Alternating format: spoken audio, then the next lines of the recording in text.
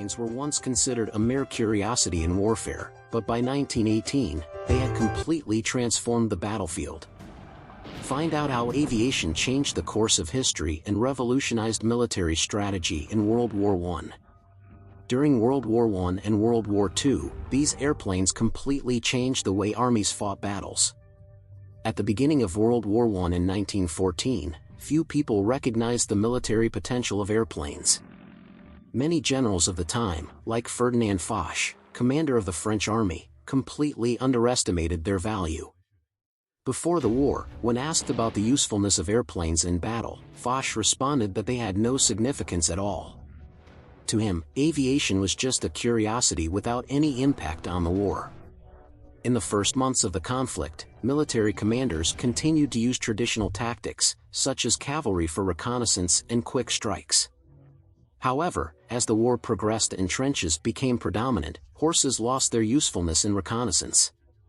The only effective way to observe enemy positions and locate artillery was through the use of airplanes. Once in the air, pilots could observe enemy positions and transmit vital information to their troops. Soon, the idea of equipping these planes with bombs to attack strategic targets arose. As time went on, both sides began developing specialized aircraft for air combat and bombing. As the demand grew, new inventions emerged. Armies started modifying their aircraft and forming bomber squadrons.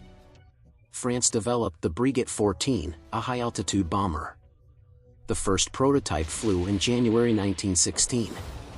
This was the first mass-produced aircraft with a metal structure, making it significantly lighter than the wooden models of the time. The Breguet 14 was agile and faster than many contemporary aircraft. Both the French Army and the United States Air Force quickly adopted the model. By this stage, airplanes had become true weapons of war. In 1918, the term strategic bombing was already part of military vocabulary, and bombers began to play a crucial role in battles. The ability of planes to quickly cross battlefields and strike distant targets revolutionized warfare. Now, it was possible to bomb positions far beyond the reach of traditional artillery. If you're enjoying the video, don't forget to hit the like button and subscribe to stay updated with more historical content. Your support helps us create even more exciting videos. During World War I, the Germans dropped a total of 30 tons of bombs, killing around 150 civilians. The British, in turn, dropped double that amount, 60 tons of explosives. After the war, in 1919, the Treaty of Versailles was signed, imposing severe restrictions on Germany to prevent future conflicts. However, Adolf Hitler considered the treaty unfair, and in 1935, the Nazi regime broke its clauses and began an intense military rearmament. With the development of new bomber models, such as the Ju-87 Stuka, and innovative tactics, the way of waging war changed drastically. The Stuka, also known as the Sturzkampfflugzeug, dive bomber, represented a significant advancement. Instead of dropping bombs in horizontal flight, it would dive almost vertically toward its target, ensuring greater accuracy in the attack. This ability made the Stuka a terrifying threat on the battlefield. Its best performance was achieved at 15,000 feet altitude. With the help of a special sight in the cockpit, the pilot would locate the target and engage the aerodynamic brakes to begin the dive. The descent angle varied between 60 and 90 degrees, and the speed reached 310 miles per hour. At the right moment, the bomb was released, and the pilot would quickly return to a safe altitude. In addition to its accuracy, the Stuka had another intimidating feature, a whistle called the Jericho trumpet, installed on its wings.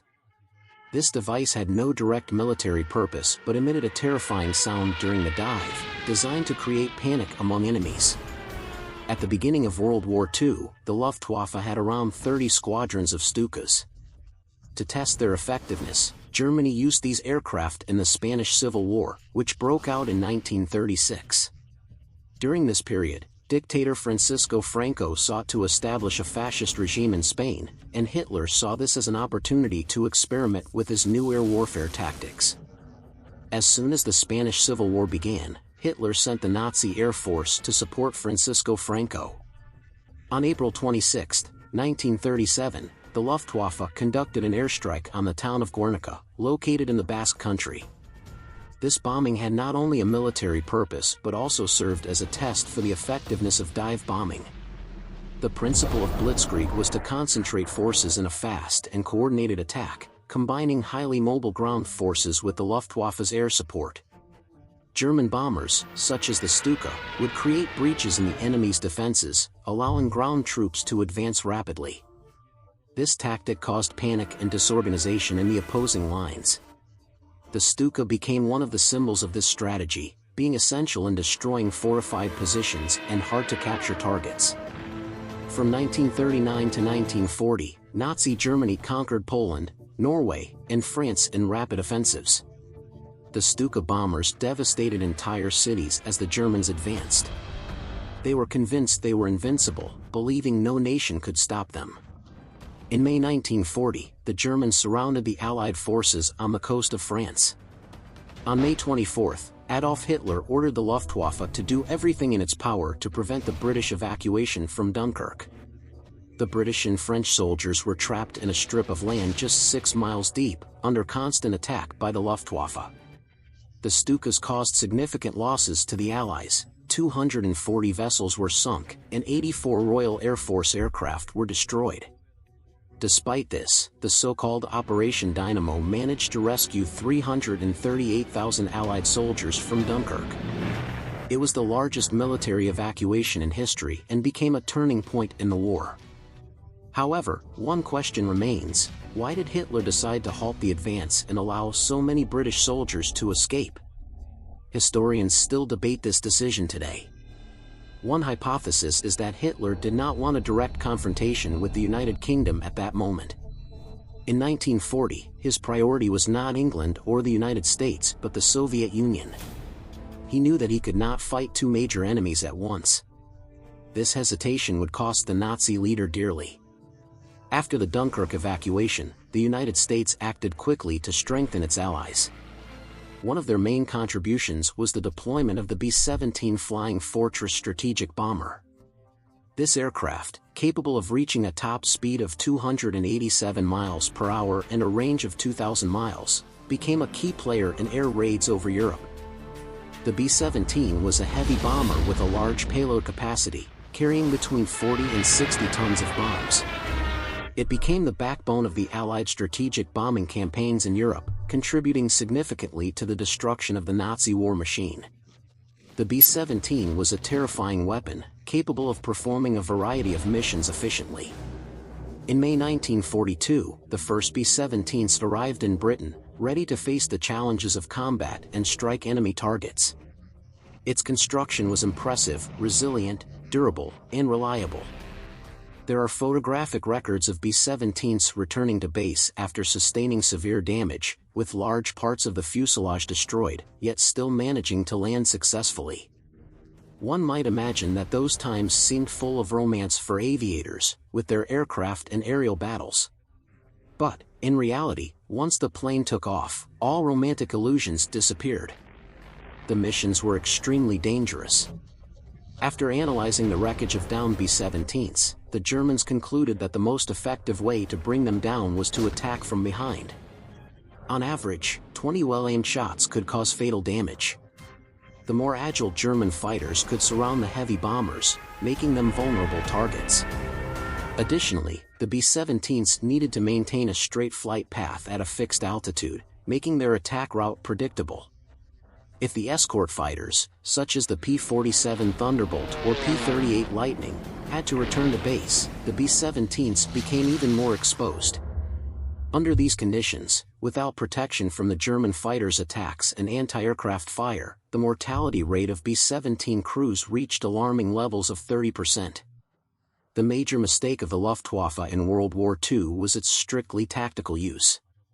The German Air Force was designed to support ground advances in rapid campaigns, such as in Poland and France, but it was never structured for strategic air warfare. For that, long-range heavy bombers were necessary, something the Luftwaffe never developed. With the support of the B-17s, the Allies consolidated their air superiority. In October 1943, they launched Operation Double Strike, aimed at weakening the morale of Germany. The main target was the city of Schweinfurt, home to important ball-bearing factories and other materials essential for the Nazi war industry. This mission required the bombers to fly deep into German territory. By destroying Germany's vital infrastructure, the Allies forced the Luftwaffe to retreat further into German soil. Strategic bombings thus accelerated the collapse of the Nazi regime. World War II was truly a conflict for civilization. More than just defeating an enemy, this war saved the world from an unprecedented threat. In 1943, during Operation Double Strike, Allied bombers advanced through the heart of Germany, carrying out devastating strategic attacks. Nothing seemed capable of stopping them. Desperate to turn the tide of the war, Hitler launched his last and insane attempt at resistance. He devised a plan called Project America, aimed at developing a long-range bomber capable of striking the United States. The Junkers Company received the order for the Ju-390 model, a massive 6-engine bomber. Its range would allow for a direct strike on New York, with a payload of up to 45,000 kilograms of bombs. This would make it possible for a round-trip bombing mission between Germany and the United States. However, by 1944, the outcome of the war was already sealed. The Ju-390 never went beyond the testing phase, and Germany's defeat became inevitable. Project America was abandoned before it even entered production.